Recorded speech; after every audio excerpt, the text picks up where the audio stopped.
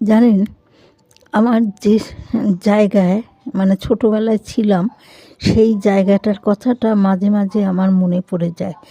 আর মনে পড়ে গেলে সেই স্মৃতিগুলো আর সেইখানকার ছবিটা পুরো চোখের সামনে ভেসে ওঠে। মনে হয় আবার সেখানে ফিরে যাই।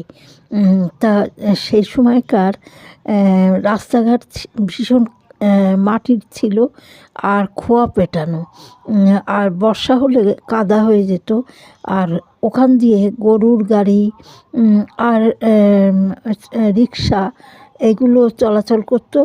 আর সেই তাতে ওই রাস্তা কোথাও গর্ত হয়ে যেত, কোথাও মানে উঁচু নিচু এরকম। আর রিক্সা করে গেলে এই দুজন গেলে মাথায় মাথায় টোকা খেত। আর এইভাবে আর কি রাস্তা দিয়ে চলতে হতো। আর গ্রীষ্মের সময় ধুলো কাকে বলে, সে প্রচণ্ড ধুলো, এত ধুলো মানে যে ভালো জামা কাপড় পরে গেলে পরে পুরো নোংরা হয়ে যেত। এরকম অবস্থা, পায়ে সাদা হয়ে যেত, এরকম পরিস্থিতি।